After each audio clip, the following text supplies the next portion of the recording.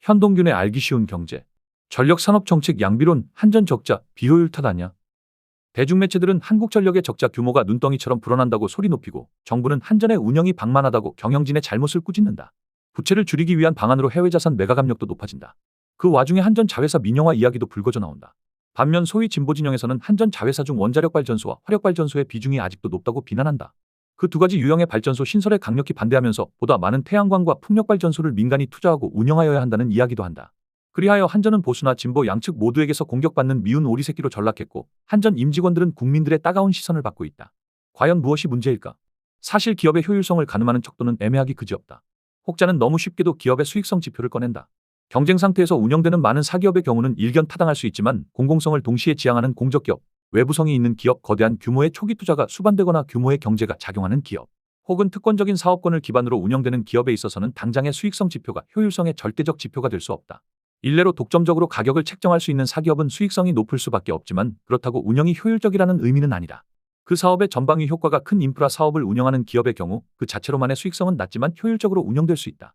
따라서 효율성을 가늠하는 척도로서는 단순히 사업의 수익성만이 아닌 각종 기술적 효율성 내지는 실제 운영상의 효율성의 지표도 고려하여야만 한다.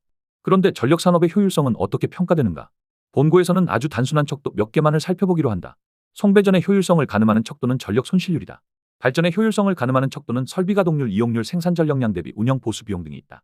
참고로 운영 보수 비용 이외의 전력산업에서 가장 큰 비용 요소로는 설비 건설 단가와 연료 비용 등이 있는데 연료 비용은 각 국가의 에너지 자원 부존, 수송을 위한 지리적 위치 등에 따라 상회할 수밖에 없기에 국가 간 비교가 힘들고 메가와트당 설비 건설 비용은 발전소의 사양에 따라 크게 달라지기에 국가 간에는 평균으로 비교하기 힘들다. 예를 들어 전력 손실률을 보자. 2014년에 집계된 국제에너지기구 자료에 의하면 한국의 전력 손실률은 3.35%로서 전 세계 138국 중 6번째로 낮다. 발전소 운영의 효율성 지표인 이용률의 경우 상시 가동을 하는 것이 원칙인 석탄화력 발전의 경우를 비교의 기준으로 삼는 경우 한국은 세계에서 가장 높다. 아주 엄밀한 지표는 아니지만 이는 대략적으로나마 한국의 경우에는 그만큼 정비보수 기간이 짧고 지속적으로 발전을 할 수 있다는 이야기이다. 또 다른 효율성 지표는 단위 전력 생산량당 운영보수 비용인데 한국의 경우 여타 국가와 비교할 때 높지 않은 편에 속하며 이웃 일본의 동형 석탄화력 발전소는 한국에 비하여 대략 1.7배 비싸다. 필자의 경험에서 볼 때 실제로 해외 사업의 경우 해외 사업주들은 한전이 관리 운영을 하는 것이 효율적임을 인정하고 있고 일본의 상사가 주축이 된 발전 사업에서조차 일본의 발전사 대신 한전이 선택되기도 한다. 물론 이 같은 통계가 정확한 것은 아니고 또한 전술한 여러 지표들도 정확히 효율성을 대변하지는 못하기에 한전이 세계에서 효율성이 가장 높은 편에 속한다고 말하기는 성급하지만 적어도 한전의 운영이 비효율적이라서 비난할 수는 절대로 없다. 사실 한전 적자의 원인은 전력요금에 있다. 최근 우크라이나 사태 이후 유럽에서 에너지 가격 폭등으로 인해 우리와 유럽 전력요금을 직접적인 비교는 힘들다. 하지만 2010년 경우를 보자면 한국의 전력요금은 OECD 국가들과 비교하여 월등히 낮다.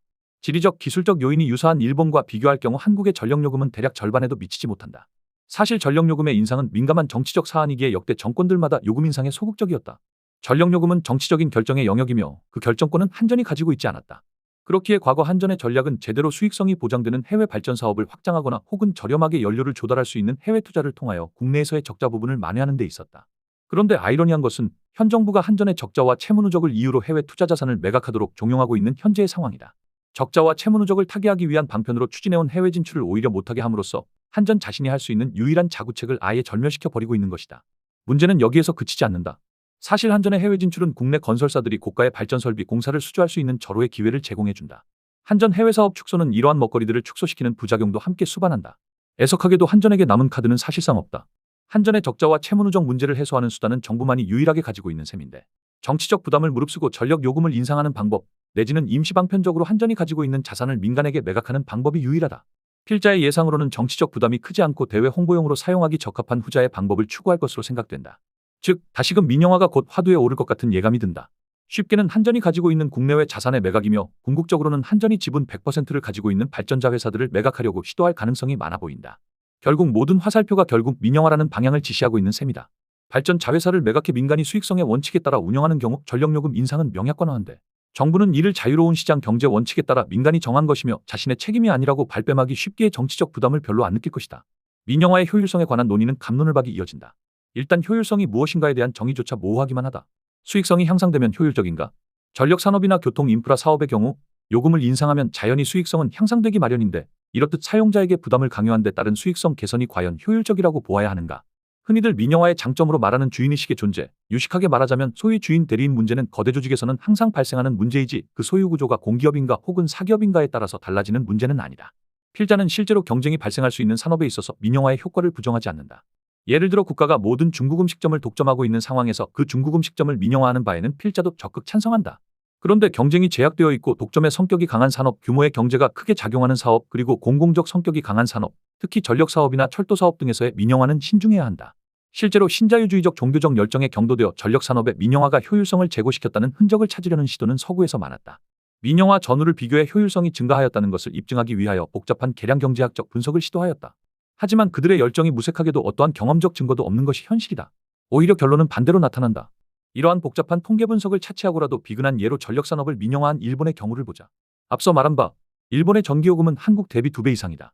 말로는 전력사 간의 경쟁을 외치지만 사실 각 지역 간의 전기를 송전할 수 있는 망의 규모가 극히 제약되어 있기에 말뿐인 경쟁이다. 자신이 과거에 독점적으로 운영하던 지역과 타 지역을 망으로 연결하여 경쟁을 시작하는 것은 자충수이기에 아무도 거액을 투자하여 지역 간의 연결 전력망을 건설하려는 동기가 없다. 일본은 한국에서는 이미 보편화된 폐열을 이용한 열병합 발전을 통해 가구들의 난방을 공급할 생각은 전혀 하지 못한다. 민영화된 전력회사들이 시설의 개조 및 파이프라인 건설 등에 필요한 막대한 시설 투자를 할 어떠한 유인도 없기 때문이다. 그리고 단지 난방을 비싼 전기로 하게 하면 전력회사의 수입이 늘어난다. 민영화되었기 때문에 주인의식을 가지고 발전소 건설 비용 등을 절감하는가. 필자의 계산에 의하면 동일한 규격의 발전소를 건설하는 비용은 한국에 비하여 일본이 대략 2배가 든다. 참고로 평균 건설 인건비와 자재비는 한국과 일본이 거의 유사한 수준이다. 민영화된 회사가 보다 저렴하게 연료를 구입하는가? 절대 아니다. 예를 들어 석탄이 항구에 도착하여 발전사까지 도달하는 과정에는 많은 중간상들이 있어 실제 발전사가 구입하는 연료 구입비는 한국보다 높다. 그럼에도 민영화된 발전사는 걱정할 필요가 없다.